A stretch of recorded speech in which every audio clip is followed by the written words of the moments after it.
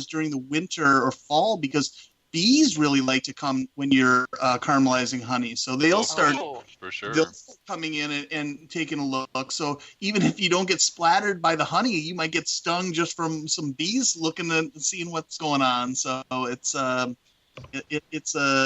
not going to, say it's like being a police officer or anything, but in terms of being a mead maker, it's about as dangerous as it gets. Yeah. Well, and in terms of just, overall disasters, it's like when you're doing a boil with beer, don't take your eyes off it, because if you do, something will happen.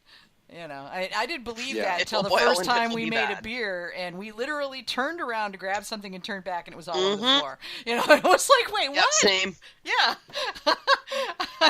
They're right. It really is like that. So, yeah. So one of the biggest dangers, once we're talking about dangers, like Ryan said then, before heating up the water will help you. I mean, it might help, but the biggest issue with pouring water onto honey is if the honey is significantly over the boiling point of water, then the water, which is going to go into the honey, is instantly going to vaporize, which can cause an explosion, basically, of steam under the level of the honey, spraying that hot honey everywhere. And that's the biggest issue. So changing the temperature of the water won't ever change that unless you actually inject it as steam, which would be pointless. So let's forget I said that. Don't forget, Hamish, that I said let it cool until you can almost touch it, and then add the honey. Yeah, sure. Yeah. So, but there's no point heating up the water per se. So you let the honey cool down until the honey is less likely to until it hardens enough that the water's more likely to sit on top of it than go into it, or until the honey cools down enough that it's not going to spray or it's not going to cook the water so fast that it causes that explosion. Right. The other issue, of course, is changing the surface temperature, surface tension of any of the stuff you're working with. So anything you might add to the honey, let's say you decide not to add water, but you add something else for some reason, it could do the exact same thing and cause a massive boil over. And I know adding water will change the surface tension and give you a boil over, but it can also give you that explosion issue, which is a bit of a risky one, that one. Yeah, it's the same idea as if you've overheated some like a cup of water in the microwave and then you drop a tea bag in it and you get the boil over. Same deal. Mm-hmm. Or when you add water to a fry pan of oil. Yeah, never throw water on a grease fire. Bad idea. Yeah. So it's the same sort of science that's happening there, and that's where it's the massive explosion, because steam is about 10 times the size of water, if I recall correctly. And so if you instantaneously vaporize water, it's going to get 10 times bigger, which is like a gun going off underneath your honey. So be careful. Yes. Take safety precautions. Well, and that goes for glass too. Gandalf just posted a picture on the live stream of a bochet that was in looks like a gallon jug or a carboy, and it is all busted. I'm guessing that it went in too hot. So thermal shock on the glass. I think he indicated it was an Allen was it an Allen wrench issue? Oh, okay. It was an Allen wrench issue. However, thermal shock is still something. Don't pour it hot into a carboy. Yeah. Bad plan. Bad plan. Yeah. Watch thermal shock with your glassware. And don't ever, the usual things with glass. Don't try to heat it up too fast. Don't try to cool it down too fast. What about putting your carboy into a snowbank and then putting hot liquid in it? Oh, wait, I've done that. Sounds like a really bad idea. That would be terrible. Well, if we're talking Minnesota cold, won't it just sublimate directly to vapor and then ice crystals? Right. with shattered glass, yes. With shattered glass everywhere, yeah. I was watching somebody do one of those where they take a mouthful of water and blow it into the air and it just instantly sublimates, and it's like, that's so cool. Yeah, but I just set it down literally. I mean, it was stupid, right? It was way too warm to begin with, but I just put it in the snowbank for just a second, and then, it was a beer. And then I'm like, oh, let's put it in here. And it wasn't that warm, but I guess it was too warm. So it just cracked right around the bottom, and 7 hours worth of beer making down the tubes. Oh, man. Into the snowbank. Yep. Yep. Captain Jack Sparrow, my dog, was happy, though. He got tons of wort. Oh, I'll bet. Josh is saying in Minnesota Word slushy. Josh is saying in Minnesota we drink our mead in solid form. Just mead cubes. It's nice to hear that Josh is listening. Yeah. Mead sickles. Mead sickles. Yeah. He even lives further north than I do, so anytime I post something about how cold it is, he usually always beats me by about 10 degrees. There's always somebody colder. Going down the road side by each to the brew shop, don't you know? And it's just so damn cold out here, eh? You betcha. Have a couple, 2 or 3 beers. Yeah, going to get a beer, me and Ano, side by each.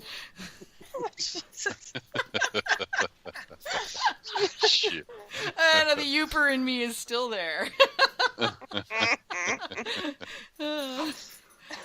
I apologize for any growling you may hear. The puppies of the apocalypse are doing their best right now to kick up a fuss. So it's just me, so I can't lock them out of the room or they'll go chew things. I hear you. I have a dog as well, but he's too old. He's just sitting here. But if he hears too much barking, then he might get up too. Yeah. That's all he'll do is just get up. Well, mine are on the couch. I've got a little single bed size futon in the office, and they're all wrestling right now, growling and snarling at each other. Jaden says, "Yeah, sure, you betcha, don't you know?" Eh? You forgot the A, Jaden. Maybe they don't use that in Western Canada. Yeah, we do.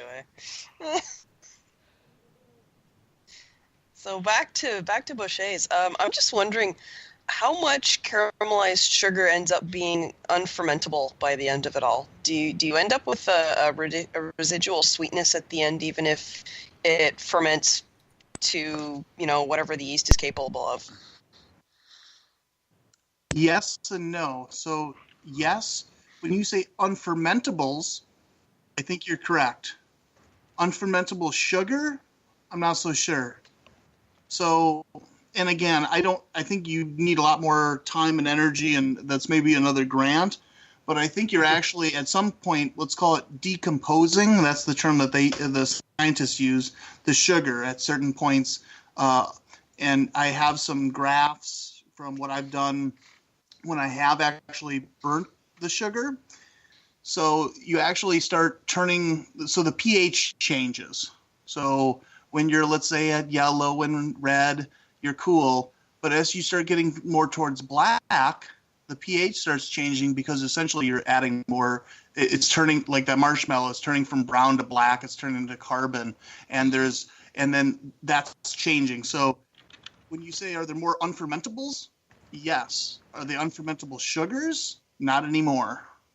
So, I guess I don't. Maybe there are unfermentable sugars. I don't know to what degree. Maybe there are some, but I think you are taking some of that out there. I don't know if that means you're going to have more residual sweetness. Not necessarily, but you would be changing the structure of that honey. I can speak to that a little bit. I don't know, maybe a year and a half ago, I took a poll over on the Got Mead forum, and then I also brought that up in a conversation on Mead Makers not too long ago. And when I compiled all the data from the Got Mead forum,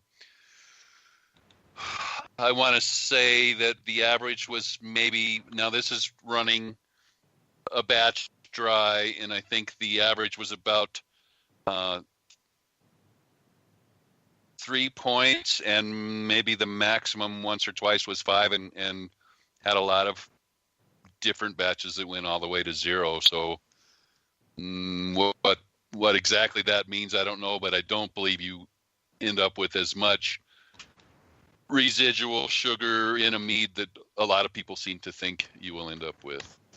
Right. So if you were to use, let's just say, in a whatever 5-gallon batch, you'd use 18 pounds of honey. Mm-hmm.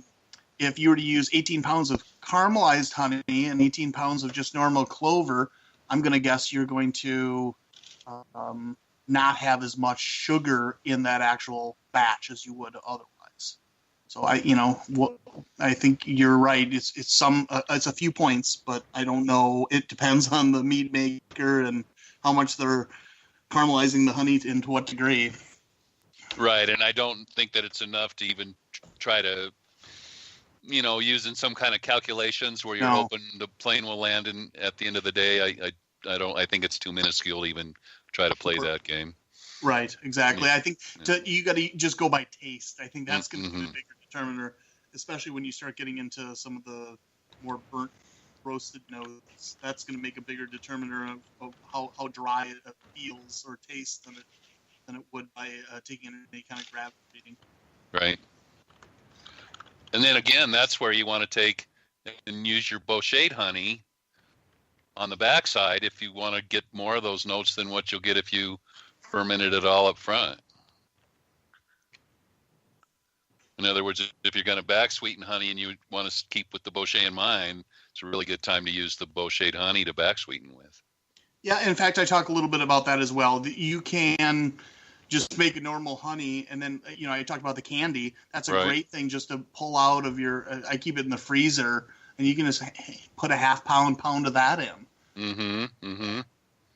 You might want to heat it up with a little bit of water and work it in, or take some meat out and heat it up and put it in, however you want to do it, because it doesn't readily melt very quickly. But in the same token, that's an easy way, and that's what I love about the candy is it's so easy to measure. You just bang it with a hammer, and it's almost like dust. So you can just weigh out a pound or a half pound and put it in.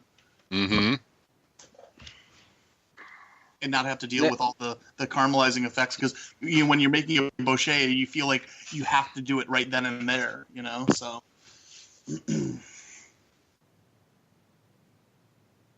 Go ahead, Hamish.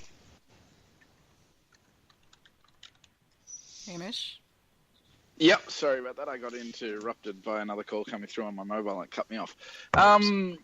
Sorry about that. Yeah, but from what I recall from chemistry, all sugars, the OS refers to the hydroxide, I think, and they're all made out of carbon, hydrogen, and oxygen, and that's all they're made out of.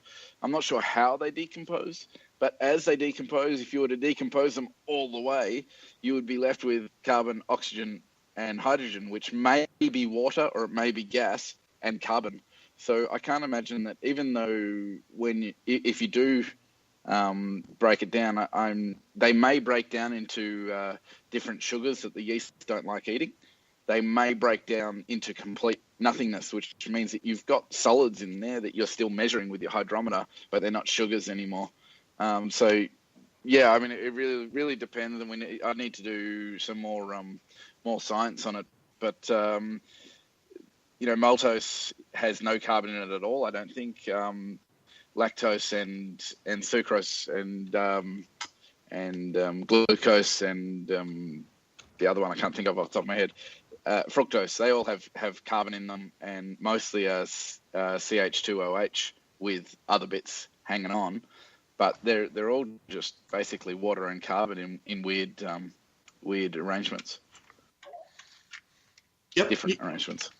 But I think if you go to the nth degree, right, those complex sugars break down to simple sugars, and then they start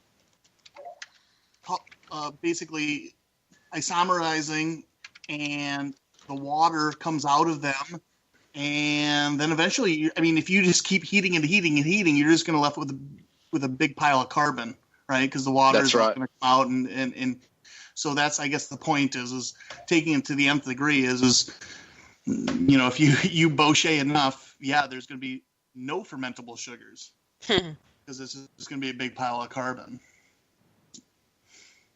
And then your stove will go burst into flames, and that's another way that you can get into trouble with bochet.